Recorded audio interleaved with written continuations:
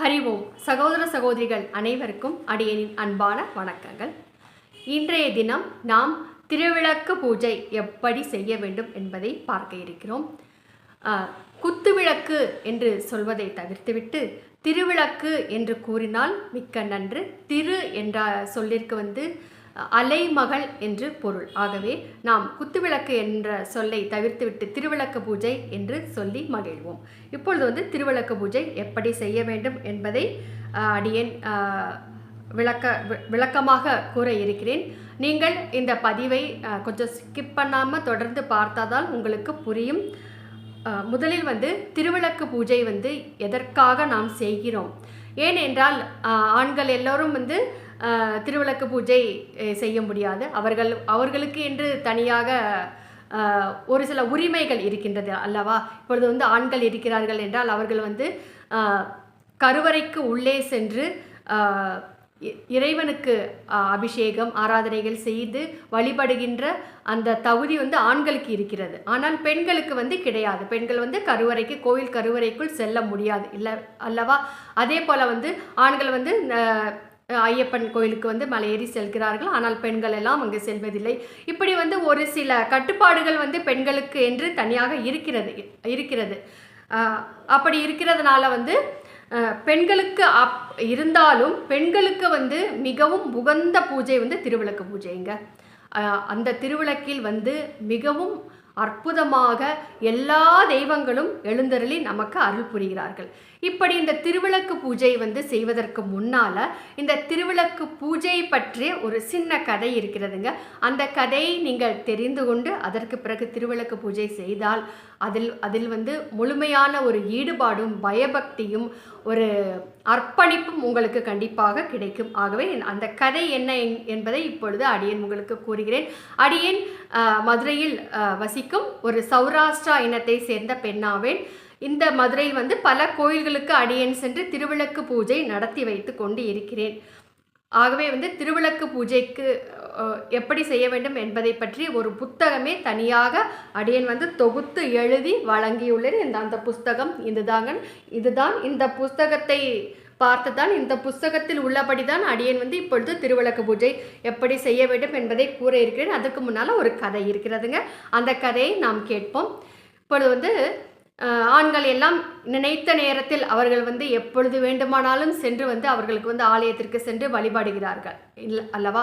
ஆனால் பெண்களுக்கு நிறைய கடமைகள் இருக்கிறது. வீட்டில் நிறைய பொறுப்புகள் இருக்கிறது. அவர்கள் கணவனுக்காக சமையல் செய்து கணவனுக்காகவும் தங்களுடைய குழந்தைகளுக்காகவும் இல்லை கூட்டு குடும்பமாக இருந்தால் மாமனார் மாமியார் மற்றும் உறவினர்கள் அவர்கள் எல்லாருக்குமாகவும் அவர்கள் அவர்களை மதித்து அவர்களுக்கான பணிகள் என்று தனியாக நிறைய இருக்கிறது. அதையெல்லாம் செய்ய வேண்டும், வீட்டை பராமரிக்க வேண்டும். இப்படி நிறைய பணிகள் இல்லத்தரசிகளுக்கு இருக்கிறது. ஆனால் ஆண்களுக்கு அப்படி கிடையாது. இப்பொழுது உள்ள பசங்க வேணும்னா பெண்களுக்கு நல்ல வீட்டில் எல்லா ஹெல்ப்பும் பண்ணுறாங்க. ஆனால் அந்த காலத்தில் நம்முடைய காலகட்டத்தில் அப்படியெல்லாம் நிறைய இல்லை. பெண்கள் தான் வீட்டு வேலைகள் என்றால் நல்லா பெண்கள் தான் பார்க்கும்படியாக இருந்து கொண்டிருந்தது அல்லவா?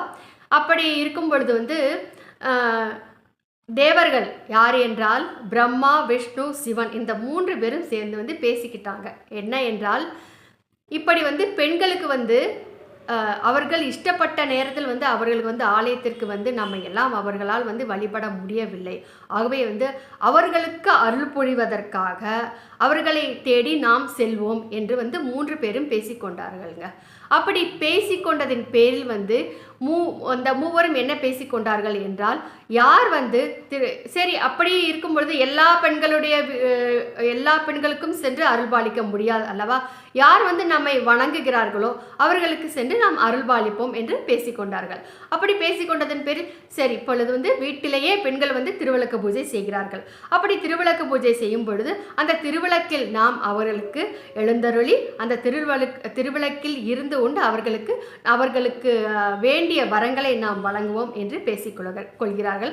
அப்படி பேசிக்கொண்டதின் பேரில் பிரம்மா திருவிளக்கின் அடிப்பாகத்தில் அமர்ந்து கொள்கிறார்.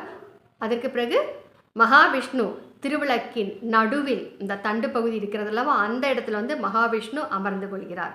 மேலே தீபம் எரிகிறதல்லவா, அந்த இடத்தில் வந்து பரமேஸ்வரன் சிவபெருமான் அமர்ந்து கொள்கிறார். இப்படி வந்து 3 பேருமே வந்து அமர்ந்து கொண்டவுடன் அவர்களுடைய பத்தினிமார்கள் என்ன பேசிக்கொள்கிறார்கள் என்றால், பெண்களுக்காக செய்யும் பூஜையை மதித்து நம்முடைய பதிமார்களே, நம்முடைய கணவன்மார்களே சென்று அவர்களுக்கு அருள் புரிவதற்காக சென்று திருவிளக்கில் அமர்ந்து கொண்ட பிறகு நாமும் சென்று அப்படியே அமர்ந்து கொள்வோம் என்று பேசிக்கொள்கிறார்கள். அதன் பேரிலிருந்து மகாவிஷ்ணுவுடன் சேர்ந்து மகாலட்சுமி தாயாரும், பிரம்மாவுடன் சேர்ந்து சரஸ்வதி தாயாரும்,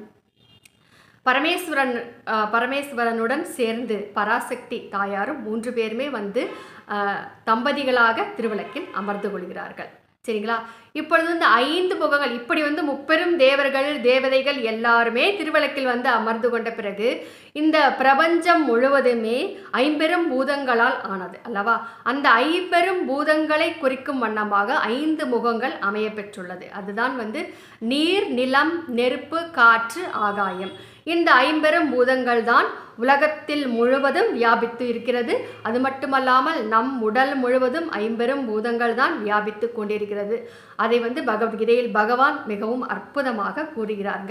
இப்படி வந்து எல்லோரும் அமர்ந்து கொள்கிறார்கள். இதில் வந்து முக்கியமாக தெரிந்து கொள்ள வேண்டிய விஷயம் என்றால், தீபம் இருக்கிறதுல, அந்த தீபம் தான் வந்து அலைமகள் என்று போற்றப்படுகிறாள். சுடர், இந்த பிரகாசம் இருக்கிறது அல்லவா, அதுதான் கலைமகள் என்று போற்றப்படுகிறாள். இதில் வந்து திரி வந்து தன்னை தானே எரித்து கொண்டு சுடராக பிரகாசித்து இந்த உலகத்திற்கு வெளிச்சத்தை, அறிவை, என்னென்ன வேண்டுமோ அனைத்தையுமே கொடுக்கிறது இந்த தீபச் சுடர் தானுங்க.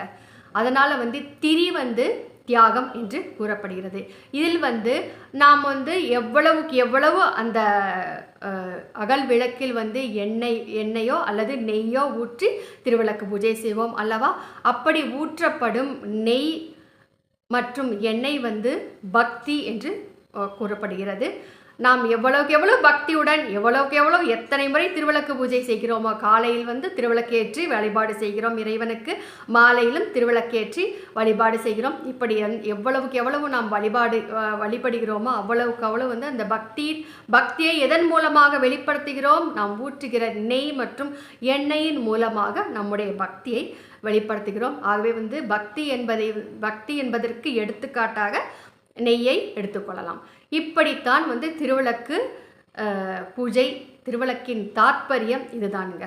திருவிளக்கு பூஜை செய்ய வேண்டிய ஒரு அற்புதமான ஒரு தருணம் என்ன என்றால், வெள்ளிக்கிழமை மற்றும் செவ்வாய்க்கிழமை இந்த 2 தினங்களிலும் மாலை பொழுதுகளில், காலை பொழுதை விட மாலை பொழுதுனா நமக்கு வந்து கால அவகாசம் இருக்கும் பெண்களுக்கு இல்லையா?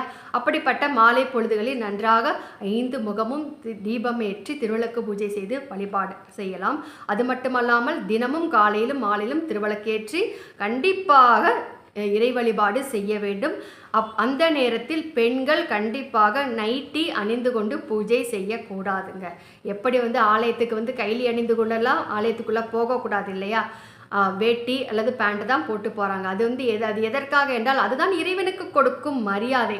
நம்ம வந்து நைட்டியை போட்டுட்டு ஆஃபீஸுக்கு போகலாமா? போக முடியாது இல்லையா? ஆஃபீஸுக்கு போனால் என்ன, அது வந்து அது மரியாதை குறைச்சல் இல்லையா? நமக்கும் அவமானம், அவங்களுக்கும் எல்லாருக்குமே அவமானம்.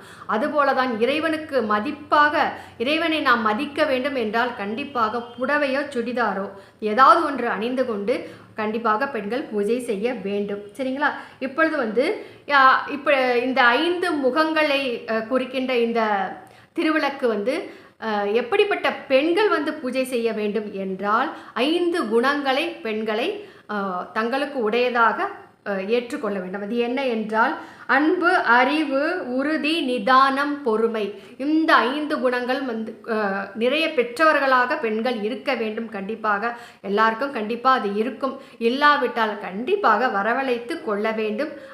அப்படிப்பட்ட பெண்கள் தான் இறைவனுக்கு பிடித்தவர்கள். ஆகவே வந்து இப்படிப்பட்ட பெண்களை எல்லோரும் நாம் வந்து பெண்களாக நாம் வந்து நடந்து கொண்டு இந்த பூஜையை செய்யும் பொழுது நமக்கு வந்து பரிபூர்ணமான பலன் நமக்கு கிடைக்கிறதுங்க. இப்பொழுது வந்து திருவிளக்கு பூஜை ஆரம்பிக்க வேண்டும். இப்பொழுது திருவிளக்கு பூஜைக்கு தேவையான பொருட்கள் என்ன என்று அடியேன் கூறுகிறேன். முதலில் வந்து குங்குமம், சந்தனம், அட்சதை, அதற்கு பஞ்சத்திரி அதெல்லாம் உங்களுக்கு ஏற்கனவே தெரியும். அட்சதை கண்டிப்பாக வேண்டும். பஞ்சபாத்திரம் என்று கூறப்படும் அந்த ஒரு டம்ளர், அது நிறைய சுத்தமான நீர், இந்த ஸ்பூன் போட்டு வச்சுருப்பாங்க இல்லையா, அதுதான் பஞ்சபாத்திரம் என்று கூறப்படுகிறது. அதற்கு பிறகு மணி, ஊதுபத்தி, தூபம் காண்பதற்கு சாம்பிராணி, சந்தனம் கண்டிப்பாக இருக்க வேண்டும், குங்குமம், அச்சதை, இது போன்ற பொருட்கள் கண்டிப்பாக முதலில் எடுத்து வைத்து கொள்ள வேண்டும். அதற்கு பிறகு 2 வாழைப்பழங்கள் அல்லது 2 ஏதாவது பழங்கள் அல்லது பெரிச்சம்பழம், கிஸ்மிஸ் பழம் போன்ற பழங்கள். அதற்கு பிறகு இறுதியில் நைவேத்தியம் செய்வதற்காக அன்னம் ஏதாவது ஒன்று, சர்க்கரை பொங்கலோ அல்லது உங்கள் வீட்டில் செய்த ஏதாவது ஒரு பொங்கலோ, இல்லை பழமாகவோ, இல்லை ஆப்பிள் பழமோ, இல்லை மாம்பழம் பழமோ, இல்லை மற்றொரு வாழைப்பழமோ அப்படி கூட நீங்கள் இறுதியில் வைத்துக்கொள்ள வேண்டும்.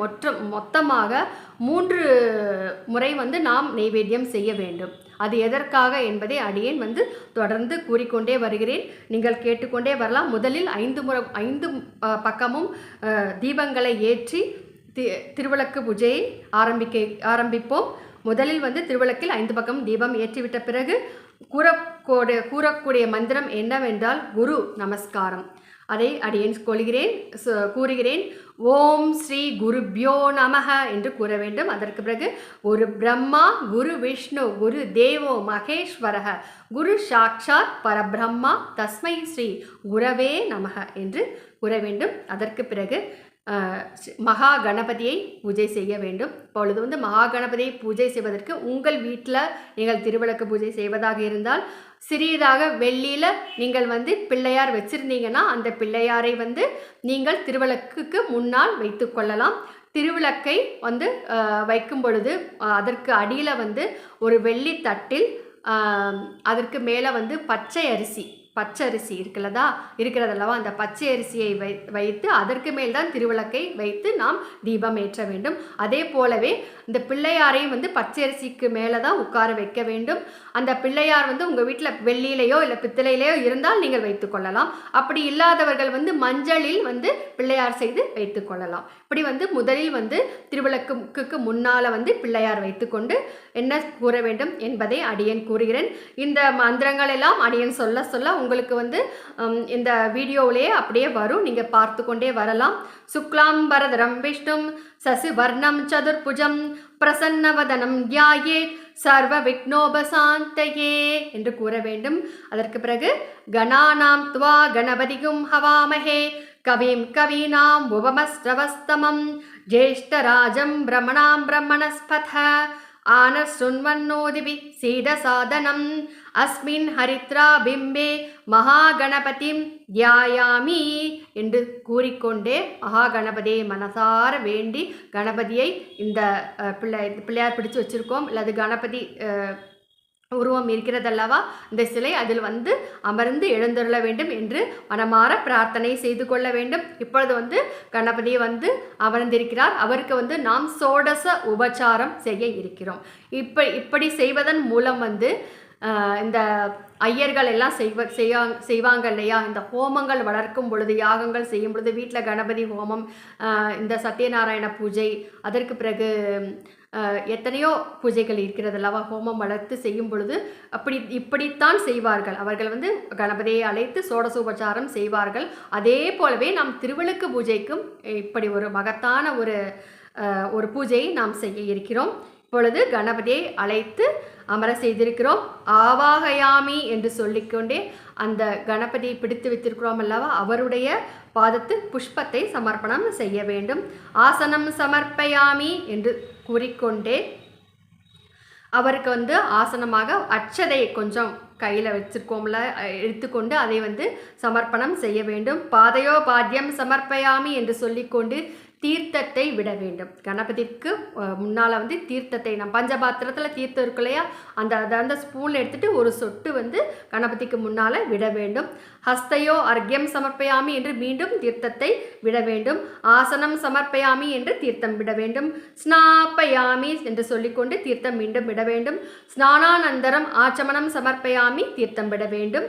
வஸ்தார்த்தம் அக்ஷதான் சமர்ப்பயாமி என்று சொல்லிக்கொண்டு அட்சதையை சமர்ப்பணம் செய்ய வேண்டும். உபவீதார்த்தம் புஷ்பார்த்தம் அச்சதான் சமர்ப்பயாமி என்று சொல்லிக்கொண்டு மீண்டும் அச்சதை சமர்ப்பணம் செய்ய வேண்டும். கந்தம் சமர்ப்பயாமி என்று சொல்லிக்கொண்டு சந்தனம் வைத்திருக்கோம் அல்லவா, அந்த சந்தனத்தால் பிள்ளையாருக்கு பொட்டிட வேண்டும். அதற்கு மேலே குங்குமாச்சூரணம் சமர்ப்பயாமி என்று சொல்லிக்கொண்டு குங்குமத்தால் பொட்டிட வேண்டும்.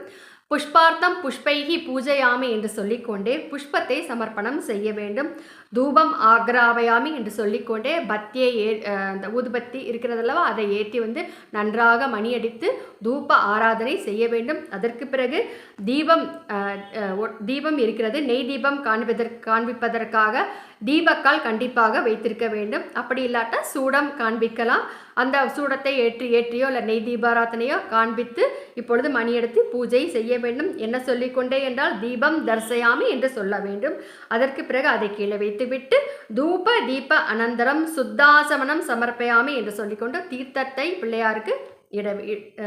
பிள்ளையாரின் பாதத்தில் விட வேண்டும். அதற்கு பிறகு அடியேன் சொல்லியிருக்கிறேன் 2 வாழைப்பழங்கள் வேண்டும் என்று. அந்த வாழைப்பழத்தில் ஒரு வாழைப்பழத்தை எடுத்து பிள்ளையாருக்கு முன்னால் வைத்துக்கொண்டு அந்த வாழைப்பழத்தின் மீது தீர்த்தத்தை தெளிக்க வேண்டும். எப்படி என்றால் ஓம் புர் புவஸ்வஹ என்று சொல்லிக்கொண்ட தீர்த்தத்தை தெளித்துவிட்டு அதற்கு பிறகு அந்த வாழைப்பழத்தை பிள்ளையாருக்கு ஊட்டுவது போல பாவனை செய்ய வேண்டும். இப்படி பாவனை செய்ய வேண்டும். ஓம் பிராணாய ஸ்வாஹா, ஓம் அபானாய ஸ்வாஹா, ஓம் வியானாய ஸ்வாஹா, ஓம் உதானாய ஸ்வாஹா, ஓம் சமானாய ஸ்வாஹா, ஓம் பிரம்மணே ஸ்வாஹா, ஓம் மகாகணபதையே நமக கதலீப்பழ மகாநைவேத்தியம் நிவேதயாமி என்று சொல்லிக்கொண்டு பிள்ளையாருக்கு வாழைப்பழத்தை சமர்ப்பணம் செய்ய வேண்டும். அதற்கு பிறகு வெற்றிலைப்பாக்கு கண்டிப்பாக வைத்திருக்க வேண்டும். வெற்றிலைப்பாக்கை எடுத்து பிள்ளையாருக்கு முன்னால் வைத்துக்கொண்டு வெற்றிலைப்பாக்கை சமர்ப்பணம் செய்ய வேண்டும். அப்படி சொல்லும் பொழுது தாம்பூலம் சமர்ப்பயாமி என்று சொல்ல வேண்டும். அதற்கு பிறகு புஷ்பத்தை சமர்ப்பணம் செய்ய வேண்டும். மந்திர புஷ்பம் சமர்ப்பயாமி என்று சொல்லிக்கொண்டே புஷ்பத்தை சமர்ப்பணம் செய்ய வேண்டும். ஸ்வர்ண புஷ்பம் சமர்ப்பயாமி என்று சொல்லிக்கொண்டு புஷ்பத்தை சமர்ப்பணம் செய்ய வேண்டும். சர்வ உபச்சாரான் சமர்ப்பயாமி என்று சொல்லிவிட்டு கடைசியில் தீர்த்தத்தை மீண்டும் விட வேண்டும் பிள்ளையாரின் பாதத்தில். அதற்கு பிறகு கற்பூர ஆரத்தி செய்ய வேண்டும். கற்பூர ஆரத்தியோ இல்லை நெய் தீபாராதனையோ மீண்டும் காண்பிக்க வேண்டும். அப்படி காண்பிக்கும் பொழுது சாம்ராஜ்யம் போஜ்யம் ஸ்வராஜ்யம் வைராஜ்யம் பாரமேஷ்டிகும் ராஜ்யம் மகாராஜ்யம் ஆதிபத்தியம் ஸ்ரீ மகா கணபதையே நமக நெய் தீபாராதனை தீபம் தர்சயாமி என்று சொல்லலாம். இல்லாவிட்டால் கற்பூரம் நீங்கள் காண்பிப்பதாக இருந்தால் கற்பூர நீராஞ்சன தீபம் தர்சயாமி என்று சொல்லலாம். இப்பொழுது இப்படி பிள்ளையாரை அழைத்து நாம் அமரச் செய்து சோடச உபச்சாரம் செய்திருக்கிறோம். சரிங்களா? இப்பொழுது அந்த சோடச உபச்சாரம் என்றால் என்ன, அதற்கு உண்டான அர்த்தம் என்ன என்பதை அடியேன் இப்பொழுது கூறுகிறேன், கேளுங்கள். கணபதியை நான் இப்பொழுது சோடச என்றால் 16 என்று பொருள். 16 வகையான உபச்சாரங்களை செய்து பிள்ளையாரை நாம் வழிபாடு செய்திருக்கிறோம். எப்படி என்றால் ஒரு தேவாதி தேவர்களில் சிறந்தவரான முதன்மை வாய்ந்தவரான கணபதியை நாம் அழைத்திருக்கிறோம். அவருக்குரிய மரியாதை நாம் கொடுக்க வேண்டும் அல்லவா? நம்முடைய வீட்டில் பெரியவர்கள் யாராவது வந்தால் அவர்களை உட்கார்ந்து வர சொல்லி அவர்களுக்கு இருக்கை கொடுத்து அமர செய்துவிட்டு அவர்களுக்கு ஸ்வீட் காரம் வச்சு கொடுப்போம். அதுக்கப்புறம் அவங்களுக்கு சாப்பிட்றதுக்கு ஏதாவது கொடுப்போம். வெற்றிலை பாக்கு தாம்பூலம் எல்லாம் என்னென்ன வேணுமோ அவர்களுக்கு பிடித்ததை நாம் கொடுத்து நாம் அவர்களுக்கு உபச்சாரம் செய்வோம் அல்லவா? அதுபோலவே இப்பொழுது நாம் தேவாதி தேவரில் முதல்வரான மகா கணபதியை அழைத்திருக்கிறோம். அவரை சும்மா விடலாமா? அவருக்கு நல்ல உபச்சாரங்கள் செய்து அவரை நாம் மரியாதைப்படுத்த வேண்டும் அல்லவா? நமக்கு தெரிந்த அளவுக்கு. அதற்காகத்தான் இந்த சோடச உபச்சாரம். முதலில் நாம் ஆவாகயாமி என்றால் கணபதியை அழைத்து அமரச் செய்திருக்கிறோம். ஆசனம் சமர்ப்பயாமி என்றால் இருக்கை, ஆசனம் என்றால் இருக்கை கொடுத்து உட்காருங்க அப்படின்னு சொல்லியிருக்கோம். பாதையோ பாத்தியம் சமர்ப்பயாமி என்றால் பாதத்தை சுத்தி செய்திருக்கிறோம். ஹஸ்தையோ அர்க்கியம் சமர்ப்பயாமி என்றால் கைகளை சுத்திப்படுத்தி இருக்கிறோம். அதற்கு பிறகு மீண்டும் ஆசனம் கொடுத்து அமரச் செய்து ஸ்நாப்பயாமி என்றால் அபிஷேகம் செய்திருக்கிறோம். ஸ்நானானந்தரம் ஆச்சமனம் சமர்ப்பயாமி என்றால் ஸ்நானத்திற்கு பிறகு மறு ஆசனம் கொடுத்து மீண்டும் அவரை அமரச் செய்திருக்கிறோம். அதற்கு பிறகு அவருக்கு வஸ்திரம், அவருக்கு ஆடை கொடுத்திருக்கிறோம். உபவீதார்த்தம் என்றால் பூநூல் என்று பொருள். பூநூல், பிள்ளையார் பூநூல் போட்டுக்குவார் இல்லையா? பிள்ளையாருக்கு பூணூல் கொடுத்துருக்குறோம். அதற்கு பிறகு சந்தனத்தால் குங்குமம் வச்சுருக்கோம், பொட்டிட்டு இருக்கிறோம். அதற்கு மேலே குங்குமத்தால் பொட்டிட்டு இருக்கிறோம். அதுக்கு பிறகு தூப ஆராதனை காண்பித்திருக்கிறோம், தீப ஆராதனை காண்பித்திருக்கிறோம். அவருக்கு வந்து பிடிச்ச ஒரு வாழைப்பழத்தை எடுத்துக்க சொல்லி அவருக்கு வந்து நெய்வேத்தியம் செய்திருக்கிறோம். அதுக்கு பிறகு வெற்றிலை பார்க்க நம்ம வந்து அவங்களுக்கு கொடுத்துருக்குறோம். அதற்கு பிறகு என்ன இது மந்திர புஷ்பம் சமர்ப்பயாமி என்றால் நம்மளால் வந்து எல்லா மந்திரங்களையும் கூறி வந்து இறைவனை வழிபாடு செய்ய முடியாது. அதற்கு இந்த எல்லா மந்திரங்களையும் கூறி உங்களை வழிபாடு செய்ததற்கு சமமாக அடியேன் வந்து ஒரு புஷ்பத்தை சமர்ப்பணம் செய்கிறேன் பிள்ளையாரே, அதை ஏற்றுக்கொள்ள வேண்டும் என்று பிரார்த்தனை செய்து கொண்டிருக்கிறோம். அதற்கு பிறகு ஸ்வர்ண புஷ்பம் என்றால் தங்கத்தாலான புஷ்பத்தால் நாம் வந்து அர்ச்சனை செய்திருக்கிறோம். தங்கத்தாலான புஷ்பத்தால் நான் வந்து அடியேன் வந்து உங்களுக்கு அர்ச்சனை செய்ததாக ஏற்றுக்கொள்ளுங்கள் பிள்ளையாரே என்று கூறி புஷ்பத்தை சமர்ப்பணம் செய்திருக்கிறோம். இப்படி எல்லா உபச்சாரங்களும் சர்வ உபச்சாரம் எல்லா விதமான உபச்சாரங்களையும் அடியேன் செய்ததாக ஏற்றுக்கொள்ளுங்கள். குற்றம் குறை இருந்தாலும் அதை பொருட்படுத்தாமல் எல்லா உபச்சாரமும் அடியேன் செய்ததாக ஏற்றுக்கொண்டு அருள்வாளியுங்கள் விநாயகரே. அடியேன் வந்து இப்பொழுது திருவிளக்கு பூஜை செய்ய இருக்கிறேன். இந்த திருவிளக்கு பூஜையில் வந்து யாரை அழைக்க இருக்கிறோம் என்றால் மகாலட்சுமி தாயார், சரஸ்வதி தாயார், துர்கை தாயார், இந்த 3 தெய்வங்களையும் நாம் வந்து இப்பொழுது அழைக்க இருக்கிறோம். அப்படி வந்து அவர்கள் வந்து மனமுவந்து வந்து இந்த திருவிளக்கு பூஜையில் எழுந்தருளி நமக்கு அருள் புரிய வேண்டும், அடியனுக்கு அருள் புரிய வேண்டும். அதற்கு வந்து நீங்கள் வந்து அவர்களுக்கு உறுதுணையாக இருந்து அருள் புரிய செய்ய வைக்க வேண்டும் பிள்ளையாரே. அதற்காக நாங்கள் வந்து உங்களை முதலில் பிரார்த்தனை செய்து கொண்டிருக்கிறோம் என்று வணங்குவதுதான் பிள்ளையாருக்கு செய்கின்ற முதன்மை பூஜையாகும். இப்போ வந்து இப்படி பிள்ளையாருக்கு பூஜை செய்தாகிவிட்டது. அதற்கு பிறகு வந்து இப்பொழுது வந்து சங்கல்பம் செய்து கொள்ள வேண்டும். சங்கல்பம் என்றால் என்ன வேண்டுதல். நம்ம என்னென்ன வேணும் அப்படின்னு வேண்டிக் கொண்டு தானே நம்ம பூஜை செய்கிறோம். அப்படி என்ன வேண்டும் என்று பிரார்த்தனை செய்து கொள்வது தான் சங்கல்பம். அதை வந்து முதலில் சங்கல்பம் செய்து கொண்டு விட்டு அதற்கு பிறகு பிள்ளையாருக்கு முன்னால் நின்று சங்கல்பம் செய்து கொள்ள இருக்கிறோம். நாம் வந்து இந்த வரங்களையெல்லாம் நாம் கேட்க இருக்கிறேன். நீங்கள் வந்து அவர்களுடன் சேர்ந்து இப்படிப்பட்ட வரங்களையெல்லாம் அந்த தாயார்களிடமிருந்து எங்களுக்கு பெற்றுத் தருவீர்களாக என்று பிள்ளையாரை பிரார்த்தனை செய்து கொண்டிருக்கிறோம். இப்பொழுது சங்கல்பம் என்ன என்று அடியேன் கூறுகிறேன்.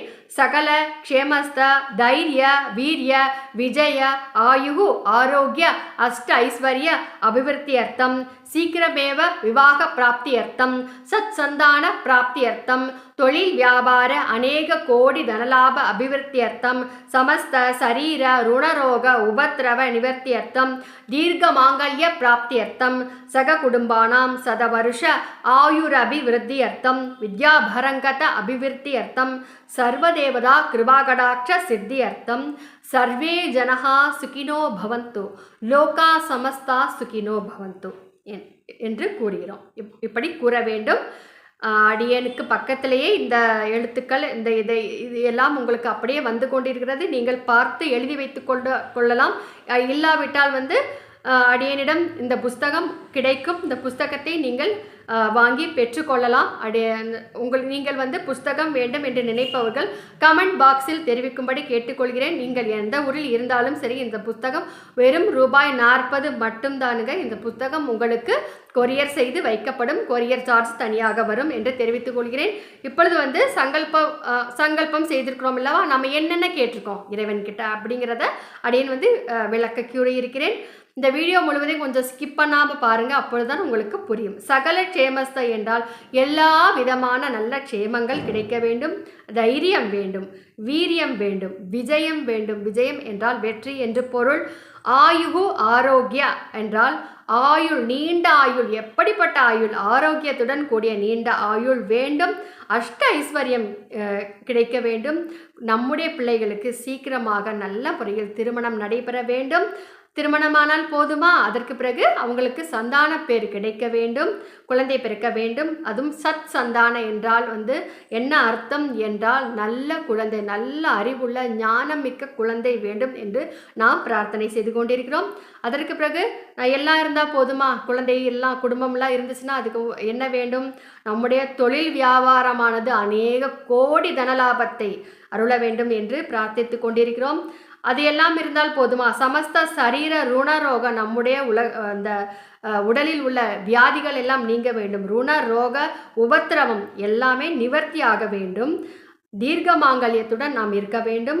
சக குடும்பானாம் சதவருஷ ஆயுரபி விருத்தியர்த்தம் என்றால் அது மட்டும் இல்லாமல் நாம் உற்றார் உறவினர்களுடன் கூடி சந்தோஷமாக அனைவரும் கூடி வாழ வேண்டும் என்று பிரார்த்தனை செய்து கொண்டிருக்கிறோம்.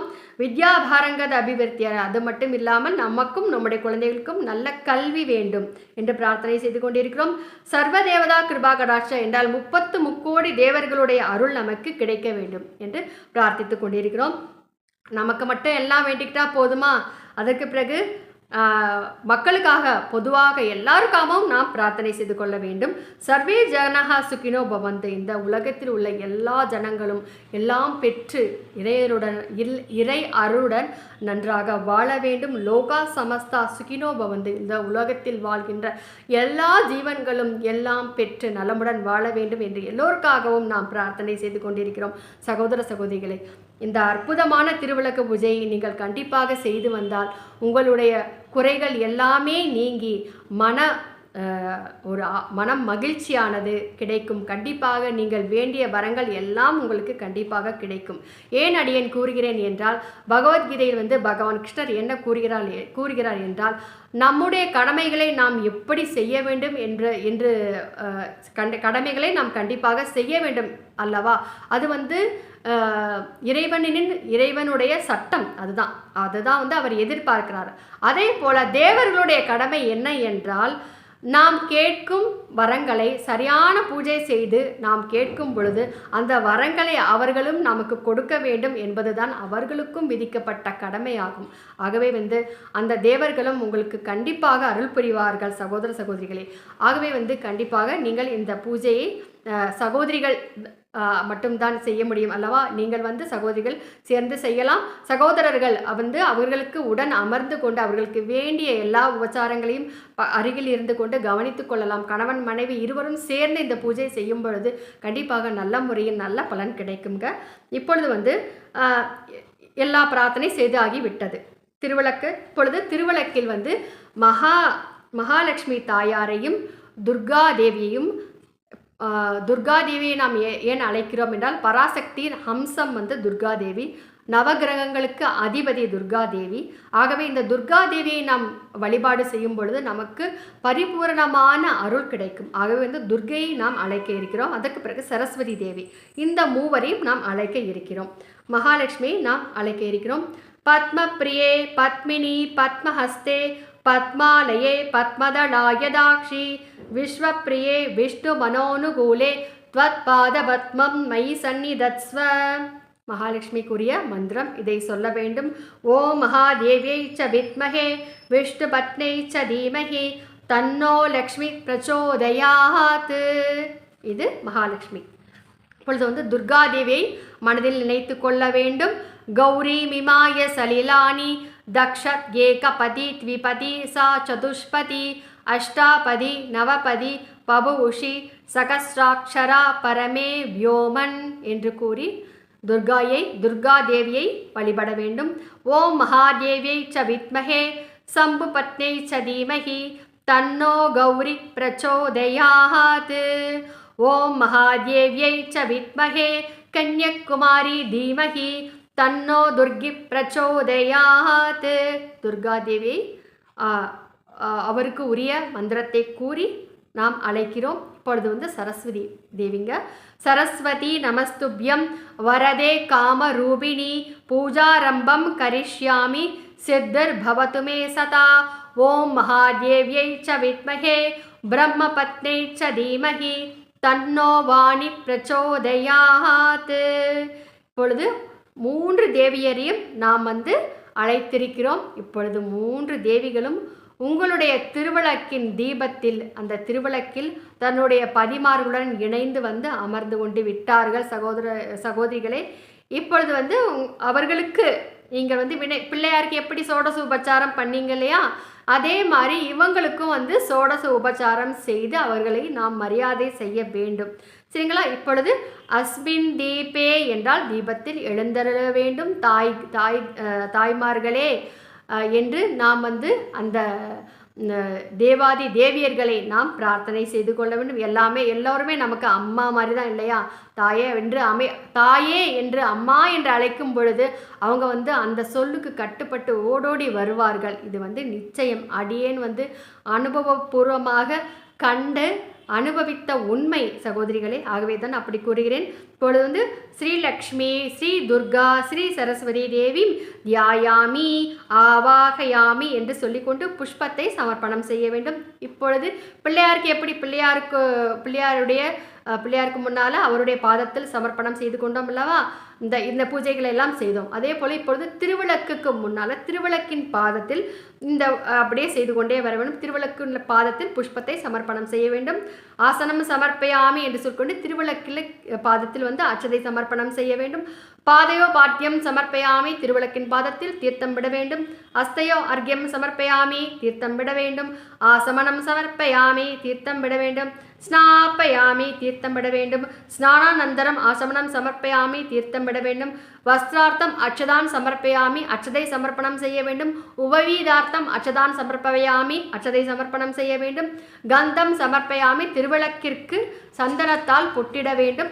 அதற்கு மேல் குங்குமத்தால் பொட்டிட வேண்டும். குங்குமாச்சூரணம் சமர்ப்பயாமி, அதற்கு பிறகு புஷ்பத்தால் சமர்ப்பணம் செய்ய வேண்டும். புஷ்பார்த்தம் புஷ்பைகி பூஜையாமி, தூபம் காண்பிக்க வேண்டும். திருவிளக்கிற்கு தீபம் காண்பிக்க வேண்டும். தூபம் ஆக்ராபயாமி, தீபம் ஆக்ராபயாமி, தீபம் தர்சயாமி, தூப தீப அனந்தரம் சுத்தாசமனம் சமர்ப்பயாமி என்று திருவிளக்கின் பாதத்தில் தீர்த்தம் இட வேண்டும்.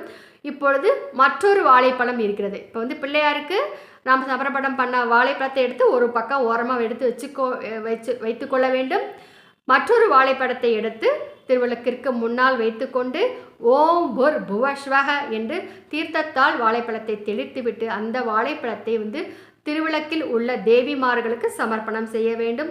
ஓம் பிராணாய ஸ்வாஹா, ஓம் அபானாய ஸ்வாஹா, ஓம் யானாய ஸ்வாஹா, ஓம் உதானாய ஸ்வாஹா, ஓம் சமானாய ஸ்வாஹா, ஓம் பிரமணே ஸ்வாஹா, ஸ்ரீ லக்ஷ்மி, ஸ்ரீ துர்கா, ஸ்ரீ சரஸ்வதி தேவியை நமக கதலிப்பழ மகாநேவேத்தியம் நிவேதயாமி என்று சமர்ப்பணம் செய்ய வேண்டும். இப்பொழுது வெற்றிலை பாக்கு இருக்கு, அதை எடுத்து முன்னால் வைத்துக்கொண்டு தாம்பூலம் சமர்ப்பயாமி, மந்திர புஷ்பம் சமர்ப்பயாமி, ஸ்வர்ண புஷ்பம் சமர்ப்பயாமி, சர்வ உபசாரான் சமர்ப்பயாமி என்று தீர்த்தம் விட வேண்டும்.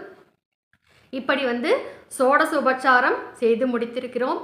இப்போ சோடச உபச்சாரத்திற்கு அர்த்தம் வந்து அடியேன் பிள்ளையாருக்கு செய்யும் பொழுதே கூறியிருக்கிறேன். இப்பொழுது வந்து அதே அர்த்தம் தானுங்க இந்த தேவியருக்கும். ஒரு சந்தேகம் உங்களுக்கு இருக்கும், பிள்ளையாருக்கு வந்து நாம் பூணூல் சமர்ப்பணம் செய்திருக்கிறோம் அல்லவா? அதே மாதிரி தான் இப்பொழுது வந்து இந்த தேவிமார்களுக்கும் பூணூல் சமர்ப்பணம் செய்திருக்கிறோம். உபவீதார்த்தம் என்றால் பூணூல். அது எப்படிங்க, பெண்கள் தான் வந்து பூணூல் எப்படி போட்டுக்குவாங்க என்று நீங்கள் கேள்வி கேட்கலாம். பூணூல் அணியும் வழக்கம் வந்து அந்த காலத்தில் பெண்களுக்கு இருந்தது. பிராமண பெண்கள், உயர்ந்த குல பெண்கள் எல்லாம் வந்து பூணூல் அணிந்து கொள்வார்கள். இப்பொழுதும் வந்து அந்த தேவாதி தேவதைகள் எல்லோரும் வந்து அனைவருக்கும் பூணூல் அணிந்து கொள்ளும் வழக்கம் வந்து அவர்களிடையே இருக்கிறது. ஆகவே வந்து இந்த பூணூலை அவர்களுக்கு நாம் சமர்ப்பணம் செய்திருக்கிறோம். இப்பொழுது வந்து கற்பூரம் காண்பிக்க வேண்டும். இல்லாவிட்டால் தீப ஆராதனை, நெய் தீபாராதனை ரொம்ப சிறந்ததுங்க. அதை வந்து நீங்கள் வைத்துக்கொள்ளலாம். ஒற்றை தீபக்கால் கிடைக்கும். பித்தளையிலோ அல்லது வெள்ளியிலோ வாங்கி வைத்துக் கொள்ளுங்கள் சகோதரிகளே. இப்பொழுது அந்த நெய் தீபத்தை காண்பித்து தீபாராதனை செய்ய வேண்டும். சாம்ராஜ்யம் போஜ்யம் ஸ்வராஜ்யம் வைராஜ்யம் பாரமேஷ்டி கும்ராஜ்யம் மகாராஜ்யம் ஆதிபத்தியம் ஸ்ரீ லக்ஷ்மி, ஸ்ரீ துர்கா, ஸ்ரீ சரஸ்வதி தேவியை நமக. கற்பூர நீராஞ்சன தீபம் என்று சொல்லலாம். கற்பூரத்தை காண்பித்தால், நெய் தீபம் காண்பித்தால் நெய் தீபாராதனை தீபம் தர்சயாமி என்று சொல்ல வேண்டும். அதற்கு பிறகு நாம் வந்து இப்பொழுது கலச பூஜை செய்ய இருக்கிறோம். கலச பூஜை என்றால் வந்து பஞ்சபாத்திரம் இருக்கிறது அல்லவா? அந்த பஞ்சபாத்திரம் ஒரு டம்ளர் ஸ்பூன் இருக்கும். அதை வந்து நன்றாக இப்படி வந்து டம்ளர்னா இப்படி உள்ளங்கையால் நன்றாக இப்படி மூடிக்கொள்ள வேண்டும். அந்த பஞ்சபாத்திரத்தை உள்ளங்கையால் மூடிக்கொண்டு இப்பொழுது நாம் நதி தேவதைகளை வேண்டி பிரார்த்தனை செய்ய இருக்கிறோம். அதை கூறுகிறேன். கங்கே சயமுனே சைவ கோதாவரி சரஸ்வதி நர்மதே சிந்து காவேரி ஜலேஸ்மின் சந்நிதிம் குரு பாகிரதி வேதவதி கிருஷ்ணவேணி மகாநதி ஏதானி சர்வ தீர்த்தானி சகஸ்ரகங்கா பிரகீர்த்திதா. என்று கூறிவிட்டு கைகளை எடுத்துவிட வேண்டும். இப்பொழுது எல்லா நதி தேவதைகளும் உங்களுடைய கலச பாத்திரத்தில் எழுந்தருளி இருக்கிறார்கள்.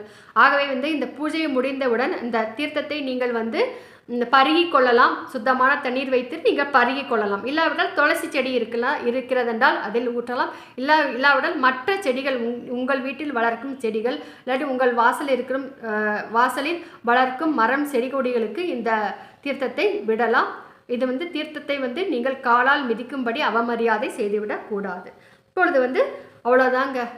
திருவிளக்கில் இப்பொழுது எல்லா தேவிமார்களையும் அழைக்கிறது என்கிற முறை, அவர்களுக்கு மரியாதை செய்ய வேண்டும் என்கிற சோடச உபச்சார முறை இதுதான். இதற்கு பிறகு நீங்கள் திருவிளக்கு அகவல் இருக்கும். அது எல்லா திருவிளக்கு பூஜை புஸ்தகம் உங்ககிட்ட இருந்ததுன்னா எல்லா புஸ்தகத்துலேயும் இருக்கும். அது என்ன? விளக்கே திருவிளக்கே, வேந்தன் உடன்பிறப்பே, ஜோதி மணி விளக்கே, ஸ்ரீதேவி பொன்மணி அப்படியெல்லாம் இருக்கிறது இல்லையா? அதையெல்லாம் நீங்கள் சொல்லலாம். அதற்கு பிறகு திருவிளக்கு போற்றி இருக்குல்லதா? பொன்னும் மேய்ப்பொருளும் தருவாய் போற்றி, போகமும் திருவும் புணர்ப்பாய் போற்றி, முற்றறிவு ஒளியாய் மிளர்ந்தாய் போற்றி, அப்படியெல்லாம் போற்றி இருக்கிறது இல்லையா? அந்த போற்றியை நீங்கள் கூறலாம். அதற்கு பிறகு இப்பொழுது முக்கியமாக மகாலட்சுமிக்கு நாம் 108 அர்ச்சனை கண்டிப்பாக செய்ய வேண்டும். அது என்ன? அது உங்களுடைய புஸ்தகத்தில் இருக்கும் என்று நினைக்கிறேன். ஓம் பிரகிருத்தே நமஹ, ஓம் விக்ருத்தே நமஹ, ஓம் வித்யாயை நமஹ, ஓம் சர்வபூத ஹிதப்பிரதாயை நமஹ, இப்படி ஒரு 108 போற்றி இருக்குதுங்க. நாமாவளிகள் இருக்கிறது.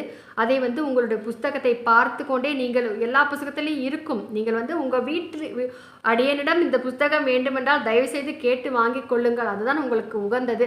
அப்படி இல்லாவிட்டால் இந்த சோடசுபசார முறைகள் எல்லாம் நீங்கள் நோட்டில் எழுதி வச்சுக்கலாம்.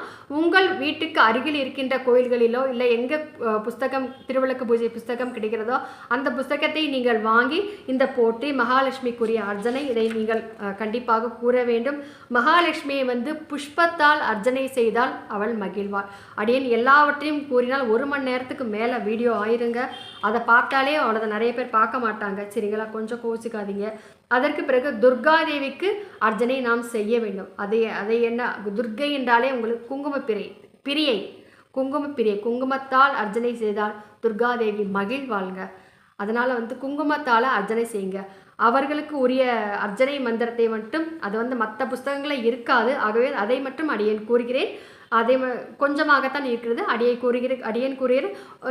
அடியனுக்கு இந்த வீடியோவிலேயே இந்த அர்ச்சனை இந்த எழுத்துக்கள் எல்லாம் வரும். அதை நீங்கள் பார்த்து எழுதி வைத்துக் கொள்ளலாம்.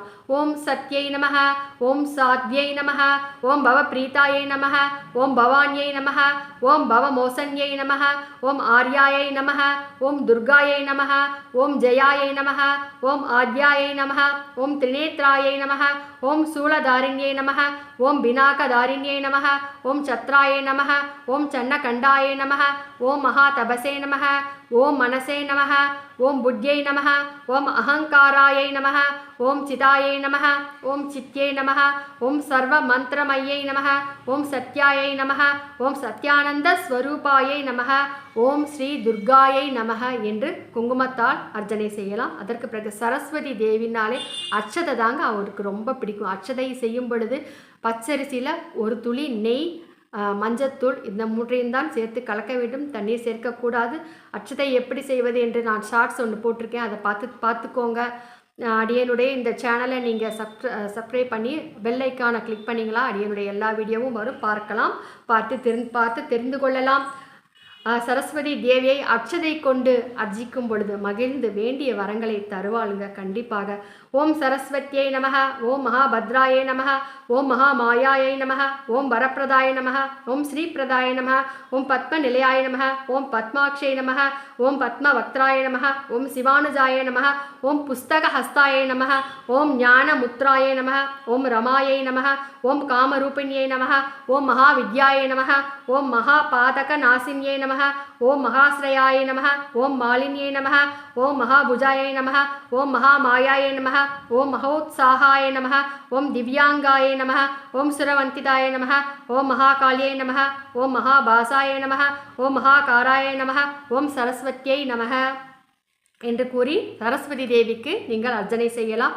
நீங்கள் உங்கள் பிள்ளைகளை நல்லா படிக்கணுமா, நல்லா நிறைய மார்க் வாங்கணுமா, நீங்கள் வாராவாரம் இந்த திருவிளக்கு பூஜை செய்து சரஸ்வதியை அழைத்து உங்கள் வீட்டிலேயே அழைத்து நீங்கள் வந்து அவரிடம் இந்த அருளை நீங்கள் கேட்டு பெறும் பொழுது உங்களுக்கு கண்டிப்பாக அருள் கண்டிப்பாக கிடைத்தே தீருங்க. இதில் வந்து எந்தவித சந்தேகமும் கிடையாது.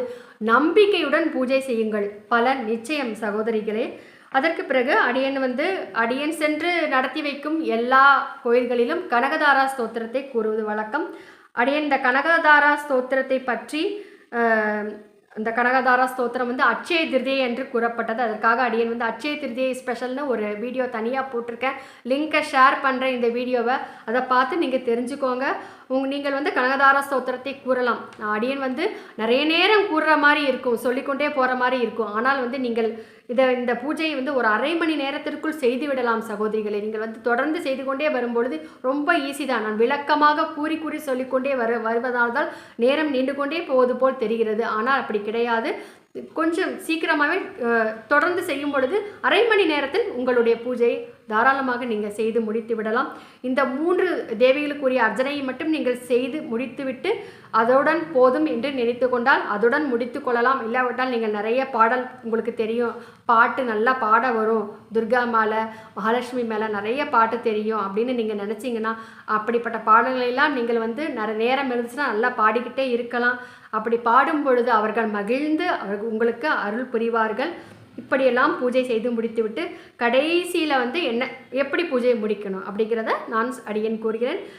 உங்களுக்கு பிடித்த மந்திரங்கள், ஸ்லோகங்கள், பாடல்கள் எல்லாவற்றையும் நீங்கள் பாடலாம். கடைசியில் வந்து நெய்வேத்தியம் செய்ய வேண்டும். சர்க்கரை பொங்கலோ இல்லை வெண்பொங்கலோ அப்படியெல்லாம் உங்களால் செய்ய முடியலையா, ஒரு பூந்தி பக்கத்தில் ஸ்வீட் கடை இருக்கும் இல்லையா, பூந்தி வாங்கி வச்சுக்கோங்க. இல்லாட்டி கொஞ்சம் கல்கண்டு, கொஞ்சம் கிஸ்மிஸ் பழம், ட்ரை ஃப்ரூட்ஸ் ஏதாவது ஒன்று அதை வாங்கி வந்து கடைசியில் பூஜை செய்யும் பொழுது, நீங்கள் நிறைவு செய்யும் பொழுது இந்த நெய்வேத்தியத்தை செய்ய வேண்டும்.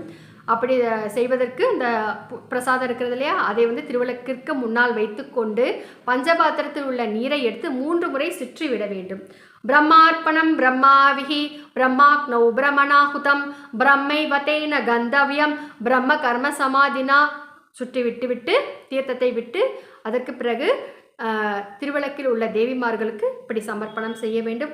ஓம் பிராணாய ஸ்வாஹா, ஓம் அபானாய ஸ்வாஹா, ஓம் யானாய ஸ்வாஹா, ஓம் உதானாய ஸ்வாஹா, ஓம் சமானாய ஸ்வாஹா, ஓம் பிரமணே ஸ்வாஹா, ஓம் தத்சத் பிரம்மார்ப்பணம் அஸ்து, ஓம் ஸ்ரீலக்ஷ்மி ஸ்ரீ துர்கா ஸ்ரீ சரஸ்வதி தேவியை நமக மகா நைவேத்தியம் நிவேத்தையாமி என்று சொல்ல வேண்டும். அதற்கு பிறகு கடைசியில் கற்பூர ஆரத்தி ஒரு தடவை காண்பிக்கணும். அப்பொழுது சொல்ல வேண்டிய ஸ்லோகம் என்ன என்றால், ராஜாதி ராஜாய பிரசக்ய சாகினே நமோ வயம் வைஷ்ணவனாய குர்மகே சமே காமான் காம காமாய மஹ்யம் காமேஸ்வரோ வைஷ்ணவனோ ததாது குபேராய வைஷ்ணவனாய மகாராஜாய நமக என்று கூறிவிட்டு அந்த கற்பூர ஆரத்தியை நிறைவு செய்யலாம். இன்னொரு மந்திரம் உங்களுக்கு கூறணும் அப்படின்னு நீங்கள் நினச்சிங்களா, மகாலட்சுமிக்குரிய இந்த ஸ்தோத்திரத்தையும் கூறலாம். லக்ஷ்மீம் க்ஷீர சமுத்திரராஜதனயாம் ஸ்ரீரங்கதாமேஸ்வரீம் தாசிபூத சமஸ்த தேவ வனிதாம் லோகைக்க தீபாங்குராம் ஸ்ரீமன் மந்த கடாட்சலப்த விபவ பிரம்மேந்திர கங்காதராம் த்வாம் த்ரைலோக்கிய குடும்பினீம் சரசிஜாம் வந்தே முகுந்த பிரியாம் என்று கூறி கற்பூர ஆரத்தியை கீழே வைத்து விட வேண்டும். அதற்கு பிறகு ஒரு தட்டில் நீங்கள் வீட்டில் பூஜை செய்யும் பொழுது இத்துடன் உங்களுடைய பூஜையை நிறைவு செய்து கொள்ளலாம். ஆனால் வந்து பல பெண்கள் சேர்ந்து இப்பொழுது வந்து தெருவில் வருஷம் கோயில்கள் இருக்கிறது. அந்த கோயில்களில் வந்து பல பெண்கள் சேர்ந்து கூட்டு பிரார்த்தனையை திருவிளக்கு பூஜை செய்கிறோம் அல்லவா, அப்படியெல்லாம் செய்யும் பொழுது ஒரு தட்டில் தாம்பூலத்தட்டு இருக்கு இல்லையா, அந்த தட்டில் வந்து கொஞ்சம் தண்ணீரை எடுத்துக்கொண்டு அதில் வந்து குங்குமத்தை கரைத்து வெற்றிலை, அதில் வந்து வெற்றிலை பார்க்க வேண்டியதில் வெற்றிலையும் நாணயம், 1 ரூபாய் நாணயமோ ஏதாவது நாணயமோ அதை வைத்து இந்த ஆரத்தியானது எடுக்க வேண்டும். அந்த ஆரத்தி உங்களுக்கு செய்யும் பொழுது இந்த பாடல்கள் இருக்கிறது இல்லையா, மங்களம் பாட்டு, சங்கராய சங்கராய சங்கராய மங்களம் சங்கரி மனோகராய சாஸ்வதாய மங்களம் குருவராய மங்களம் தத்தாத்ரேயாய மங்களம் கஜானனாய மங்களம் ஷடானனாய மங்களம் ரகுவராய மங்களம் வேணு கிருஷ்ண மங்களம் சீதாராம மங்களம் ராதா கிருஷ்ண மங்களம் அன்னை அன்னை அன்னை அன்னை அன்பினுக்கு மங்களம் ஆதிசக்தி அம்பிகைக்கு அனந்த கோடி மங்களம் என்று நிறைவு செய்யலாம். இன்னும் கூட கொஞ்சம் சில வரிகள் இருக்கிறது. அதையும் சேர்த்து சொல்ல வேண்டுமானால் அப்படியும் சொல்லலாம். உங்களுடைய காலத்தை நேர அவகாசத்தை பொறுத்து தான் இருக்கிறதுங்க. இந்த பூஜையை நீங்கள் வாரம் செய்து வழிபாடு செய்து வரும்பொழுது உங்களுடைய வீட்டில் இந்த பணப்பிரச்சனைகள், மற்ற மனக்கசப்புகள், உற்றார் உறவினர்களுடன் உள்ள மனக்கசப்புகள், பிள்ளைகளுக்கு நல்ல கல்வி, அது எல்லாமே கண்டிப்பாக கிடைக்கும். நம்பி செய்யுங்கள்ங்க. ஏனென்றால் தீப வழிபாட்டிற்கு அவ்வளவு ஒரு விசேஷம் இருக்கிறது. நீங்கள் தினமும் காலையிலும் மாலையிலும் தீபாராதனை செய்து இறைவனை வழிபாடு செய்ய வேண்டும். இந்த ஊதுபத்தி காண்பிக்கிறோம். அதற்கு பிறகு ஒரு ஒற்றை நெய்தீபத்தை தீபக்காலை வைத்து கொண்டு தீபாராதனை செய்து வழிபடும் பொழுது அதுவும் நிறைய பலன்களை கொடுக்கும். வெள்ளிக்கிழமை வாரம் வெள்ளிக்கிழமைகளை திருவிளக்கு பூஜை செய்யும் பொழுது உங்களுக்கு நிறைய பலன்கள் கிடைக்கும். சகோதரிகளை நீங்கள் தொடர்ந்து செய்யுங்கள். அடியனுடன் இன்றைக்கு மிகவும் ஒரு அற்புதமான விஷயத்தை உங்களுடன் பகிர்ந்து கொண்டிருக்கிறேன். மீண்டும் இது போன்ற ஒரு நல்ல பதிவில் உங்களை சந்திக்கும் வரை உங்களிடமிருந்து விடைபெறும் இவள் தமிழ்நாடு மதுரையில் மதுரை கல்லூரி அருகே ஜீவசமாதி அடைந்துள்ள ஸ்ரீ சிவானந்த சரஸ்வதி சுவாமிகளின் பேத்தி ரஜுலா விஜயராகவன். நன்றி.